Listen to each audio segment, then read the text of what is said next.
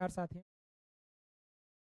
देखिए हम लोग डिस्कस कर रहे थे जो एग्जाम टेस्ट के लिए आरओ के लिए। तो बहुत लोगों की क्वेरी थी आरओ के लिए कैसे पढ़ें। भी बच्चे आरओ के एग्ज़ाम दे रहे हैं, जरूरी नहीं है कि मैक्सिमम लोग पीसीएस का फॉर्म भी भरे होंगे आरओ के साथ साथ। उनसे मैं यही कहूँगा कि अगर आप तैयारी अच्छी कर रहे हैं तब से, जब से जैसे एग्ज़ाम कैंसिल हो गया आपका फरवरी में एग्ज़ाम के बाद, तो उम्मीद करता हूँ कि आपने गैप नहीं किया। अगर आपने गैप नहीं किया होगा पीसीएस और आरओ के लिए तब तो आप तक तैयारी आपकी काफ़ी अच्छी हो गई। लेकिन अगर आपने गैप किया है तो आपके पास बहुत कम समय बचा है। फिर उसके बाद क्या कहते हैं, कौन कौन सा विषय ज़रूरी है पढ़ना, के प्रश्न ज़्यादा बनते हैं, और किस विषय से प्रश्न ज़्यादा बनते हैं, कौन कौन से ऐसे टॉपिक्स हैं जहाँ से और ज़्यादा प्रश्न आते हैं। जैसे हमने कई बार डिस्कस किया कि राज्य व्यवस्था में टॉपिक्स ज़रूरी हैं पढ़ना, क्लास में कुछ टॉपिक्स ज़रूरी हैं, इसी तरह के कुछ टॉपिक। तो उन चीज़ों को इस समय आप ध्यान दीजिए, वहाँ से प्रश्न जहाँ से बार बार परीक्षा में पेपर रखिए और देखिए कि किन किन टॉपिक से प्रश्न क्या पिछली बार आए थे, उसके पहले भी आए थे, वो कॉमन होगा। और उस चैप्टर को आप एक क्या कहते हैं ऐसा सिनॉप्सिस बना लीजिए उस चैप्टर का, और उसको अच्छे से पढ़िए आप। जैसे अगर आप मान लीजिए कि आरओ का एग्ज़ाम देना चाह रहे हो और आपने पीसीएस का फॉर्म भी भरा हुआ है, तो आप पीसीएस के एग्ज़ाम में बैठिए। आप टारगेट क्या कहते हैं पीसीएस को रखिए। देखा जाए तो पीसीएस के एग्ज़ाम के लिए आपके पास समय कितना है।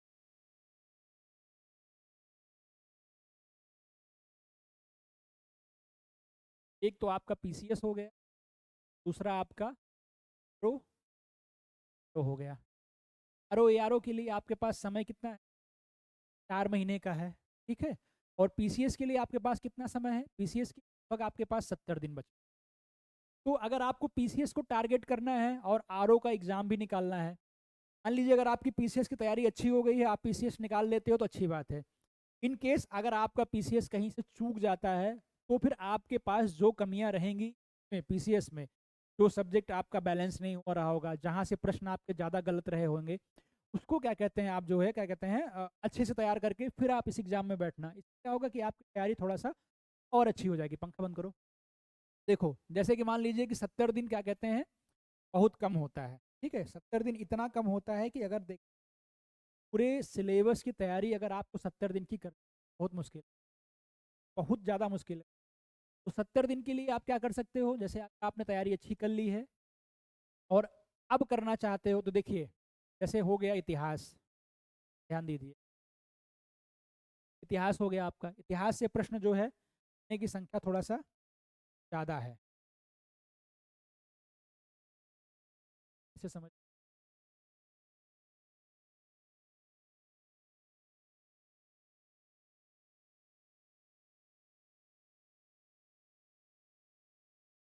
इतिहास से प्रश्न आता है बार बार परीक्षा में। और किससे आता है, और भूगोल से प्रश्न बार बार परीक्षा में। आज व्यवस्था से प्रश्न बार बार आ रहा है, ठीक। और पर्यावरण से प्रश्न बार बार आ रहा है। अगर देखा जाए इन चारों को अगर हम मिला लें, तो अभी अर्थव्यवस्था को हम दरकिनार कर देते हैं, के अलावा भी क्या कहते हैं जैसे साहित्यिक हो गया उसको दरकिनार कर देते हैं, हम करंट तो पढ़ेंगे ही।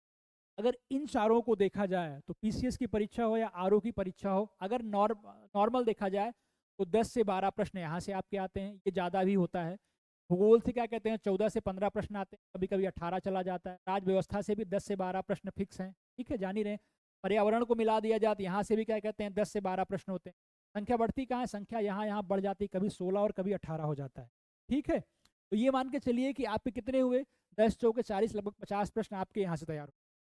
तो ये 50 प्रश्न जो आपके क्या कहते हैं यहाँ से तैयार हो रहे हैं, उसके लिए आपको ये देखना है कि इन टॉपिक्स में से, इन विषय में से किन टॉपिक से प्रश्न ज़्यादा आ रहे हैं। इतिहास में क्या कहते हैं, अगर एंशियंट उठा लीजिए तो वैदिक सभ्यता से प्रश्न आता है, धर्म से आता है, पाषाण काल से आता है, और काल से को पढ़ना ही पढ़ना है। मिडुअल में चले जाइए, दिल्ली सल्तनत से प्रश्न बार बार आता है।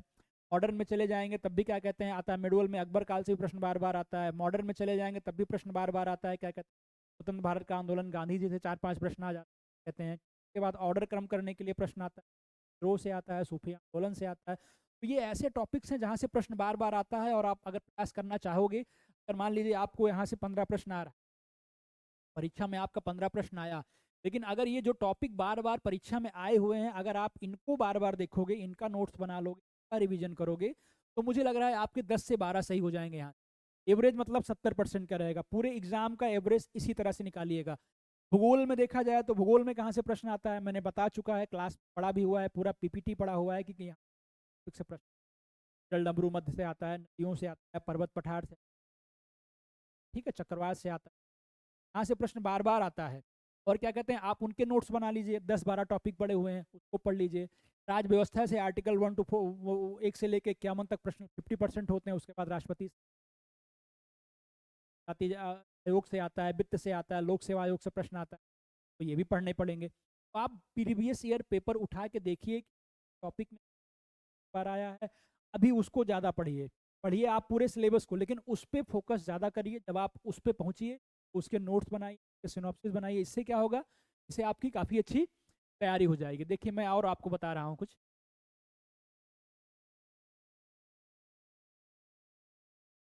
आपके समय को डिवाइड करता हूँ। आपके पास समय कितना है? 20 समय। देखा जाए तो आपके पास समय है 70 दिन का। ठीक है, ध्यान से देखिएगा, समझिएगा चीज़ों को। समय आपके पास 70 दिन का है, और एक दिन में आपके पास 24 घंटे हैं। मैं आपके 12 घंटे को हटा देता हूँ। 8 घंटा सो रहे हो, 4 घंटे और काम कर रहे हो, मार्केट से लेने जा, कुछ भी कर रहे हो, इससे हमें नहीं मतलब। लेकिन अगर 12 घंटे को आप देखा जाए तो 12 घंटे में चलिए 2 घंटे और घटाते हैं, आपके पास 10 घंटे बच रहे हैं।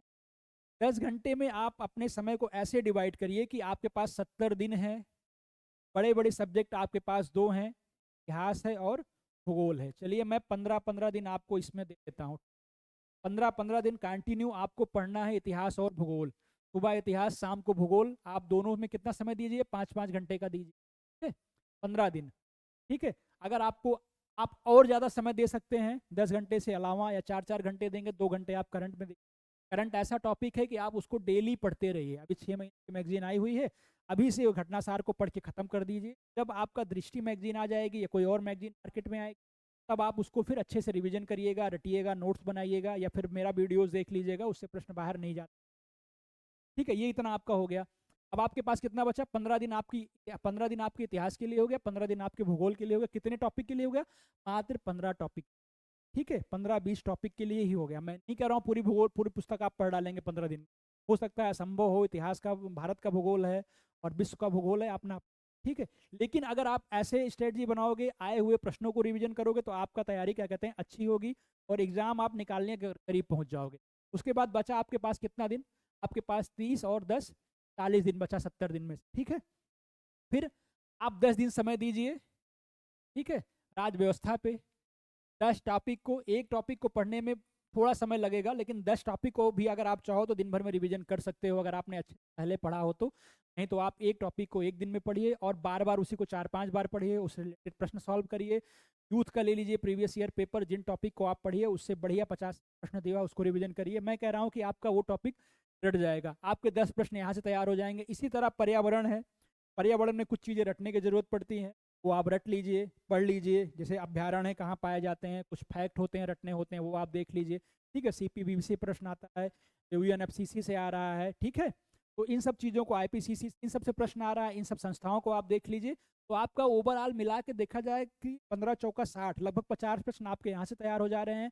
अगर आप करंट हैबिट में डाल रहे हो तो आपका 50 के बाद क्या कहते हैं 60-65 प्रश्न आपका करंट मिला के हो जा रहा है। उसके बाद आपने थोड़ा बहुत पढ़ा होगा, अर्थव्यवस्था थोड़ा बहुत पढ़ा होगा, यूपी स्पेशल थोड़ा बहुत पढ़ेंगे ही पढ़ेंगे, अभी तक पढ़ा होगा, यूपी स्पेशल भी थोड़ा बहुत पढ़ा होगा। इससे क्या होगा कि क्या कहते हैं एनालिसिस आपके दिमाग में बन जाएगी कि जो जो टफ था या जहाँ से प्रश्न बार बार आए तो उसका मैंने रिविजन कर लिया, बाकी तो सारी चीज़ें मैंने पढ़ी थी, उस पर आपके 50% होंगे।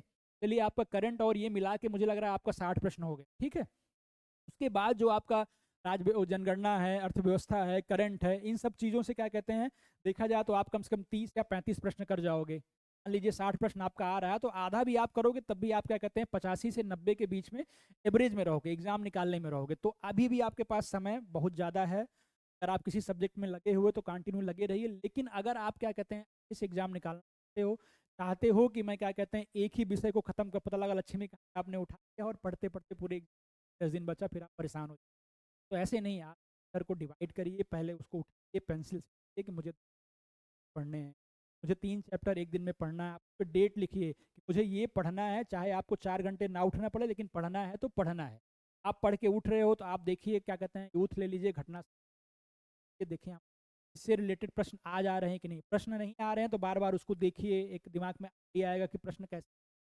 अब पिछली बार की तरह नहीं रह गया कि क्या कहते हैं आर्टिकल 14 किससे संबंधित है, 4 ऑप्शन दे दिया, या फिर क्या कहते हैं दे दिया क्या कहते हैं कोई टॉपिक की अस्पृश्यता का अंत किस आर्टिकल के रिलेटेड है, आपको 15 16 17 18 करके दे दिया। अब ऐसे प्रश्न नहीं, अब उसके कोर में प्रश्न आते हैं, आपको पढ़ना पड़ेगा, डीपली पढ़ के निकालना पड़ेगा कि क्या कहते हैं एक प्रश्न में क्या कहते हैं, एक प्रश्न को करने के लिए कई चीज़ें पढ़नी पड़ती हैं, और देखना पड़ेगा बार बार क्या कहते हैं कैसे प्रश्न बनते हैं, ये भी जरूरी है।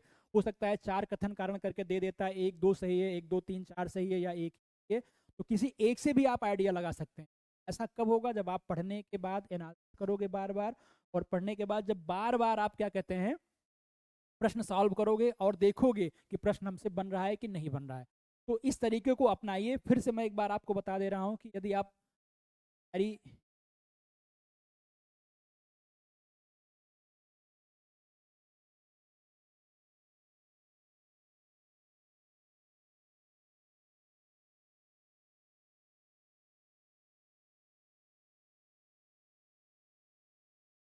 ये चीज़ों की आप तैयारी करना शुरू कर रहे हैं, तो मैंने बता दिया कि आपके पास कितने, आपके पास पीसीएस के लिए 70 दिन है, ठीक है, 70 दिन है। और सब्जेक्ट कितने हैं आपके पास, लगभग 6 विषय अच्छे अच्छे आपके पास हैं, ठीक है। एक बार फिर ध्यान से दीजिए, आपके पास 6 विषय कौन से हैं, हिस्ट्री है, जोग्राफी है, ठीक है, एनवायरमेंट है, ठीक है, इकोनॉमिक्स आपके पास है, आपके पास पूरा पूरा साइंस पढ़ा हुआ है, जोग्राफी हो गया आपका, ठीक है, एनवायरमेंट, इकोनॉमिक्स, ये सारे विषय हैं, एक पॉलिटी हो गया आपके पास। 6 सब्जेक्ट आपके पास पूरे पड़े हुए हैं। इसके अलावा भी आपके पास 2-3 सब्जेक्ट चढ़ा हुआ है। एक तो करंट अपने आप में बड़ा हो गया, प्लस करंट के साथ साथ क्या हो गया, यूपी स्पेशल भी आपको पढ़ना है, जनसंख्या भी पढ़ना है आपको, आपके पास ये भी प्रेशर है कि कहीं कोई प्रश्न बाहर से ना आ जाए, ठीक है। तो ये सारे हो गए, और आपके पास समय कितना है, अगर देखा जाए तो आप 10 दिन में ये सारे नहीं कवर कर सकते हो, और 10-10 दिन में ये सारे कवर नहीं कर सकते हो। अगर आपको दे दिया जाए कि आप इतिहास की बुक ले लीजिए, क्या कहते हैं पांडे की, तीनों मोटी मोटी बुक ले लीजिए, आप 10 दिन में खत्म कर दीजिए, कभी नहीं कर पाओगे। तो इसके लिए आपको सोचना पड़ेगा कि बार बार प्रीवियस ईयर को देखना पड़ेगा कि परीक्षा में क्या आ रहे हैं। जो लोग तैयारी करते हैं, जॉब में हैं, परीक्षा निकाल लेते हैं कैसे, क्योंकि उनको पता होता है कि फालतू चीज़ों को हमको नहीं पढ़ना है, हमको वहीं पढ़ना है जहाँ से प्रश्न परीक्षा में बार बार आ रहा है, ठीक है। जैसे मैंने बताया कि एंशियंट अगर आप पढ़ने बैठोगे तो एंशियंट में क्या पहला आएगा, पाषाण काल आएगा, एक प्रश्न आ रहा है बार बार आपका, ठीक है, चाहे मोहनजोदड़ो या हड़प्पा से है, लेकिन एक बार आता है। फिर दूसरा आगे बढ़ोगे, वैदिक काल से एक प्रश्न आता आता है, बौद्ध धर्म से या किसी भी धर्म को मिला के एक प्रश्न आता है। अगर धर्म पढ़ोगे तो एक प्रश्न आपका वहां से बनेगा ही बनेगा, ठीक है। तो ये ऐसे चैप्टर्स हैं, मौर्य काल, मौर्योत्तर काल, गुप्तोत्तर से चारों से मिला के एक प्रश्न, सिक्कों से आ गया 2 प्रश्न आ गया। तो आपको एंशियंट से 5 प्रश्न मिल रहा है ना। इसी तरह मिडवल में देखिए आप प्रीवियस ईयर में, इसी तरह क्या कहते हैं मॉडर्न में देखिए, तो आपका 15 से 20 प्रश्न यहाँ से तैयार हो जा रहा है। ऐसे सबका आप देखिए, भूगोल में प्रश्न कहाँ से आ रहा है, घास के मैदान, पर्वत पठार से आ से आ बादल से आ रहा है, कहाँ कहाँ से प्रश्न परीक्षा में, तो एनालिसिस करिए। आप जो 15 दिन मैंने आपको यहाँ देने के लिए कहा है, आप मात्र एक दिन दीजिए, लेकिन एक टॉपिक के दीजिए, एक टॉपिक के पे दीजिए। और मुझे लग रहा है कि अगर आप 5-5-5 10-5 ये 15 टॉपिक निकालोगे तो कुछ ऐसे होंगे जो आप 2 दिन में कवर, 2 टॉपिक एक दिन में कवर कर लोगे, 2 टॉपिक एक दिन में कवर कर लोगे, ठीक है, 2 टॉपिक एक दिन में कवर कर, या हो सकता है कि आप 2 दिन में एंशियंट ही खत्म कर दो इंपॉर्टेंट चीज़ों को, 2-3 दिन में मेडुअल खत्म कर दो, 3 से 4 दिन में, या फिर 3 से 4 दिन में खत्म कर दो। उसके बाद आपके पास पर्याप्त समय बचेगा, आप प्रश्न को सॉल्व करिए। अभी भी इतना ज़्यादा समय आपके पास है कि अगर आपने कुछ भी नहीं पढ़ा है, पहले आपको बेसिक की जानकारी है, तब भी आप परीक्षा को आप अच्छे से निकाल सकते हो। बाकी रही बात क्लास की, तो मैं कंटिन्यू आपको गाइड कर दिया करूंगा। क्लास तो पूरा प्रॉपर नहीं ले पाऊंगा, लेकिन पूरा गाइड कर दूंगा। करंट की सारी चीज़ मैं ले लूंगा, जो इंपॉर्टेंट फैक्ट होंगे योजनाओं को वो बता दूंगा, और उसके बाद भी इतिहास, भूगोल, इन्वायरमेंट में जो चीज़ें जरूरी होंगी वो भी मैं आपको, यदि आपको किसी समस्या किसी विषय में है तो आप मुझे कमेंट कर सकते हो, पूछ सकते हो, मैं उस पर क्लास, ठीक है। जुड़े रहिए हमसे। धन्यवाद।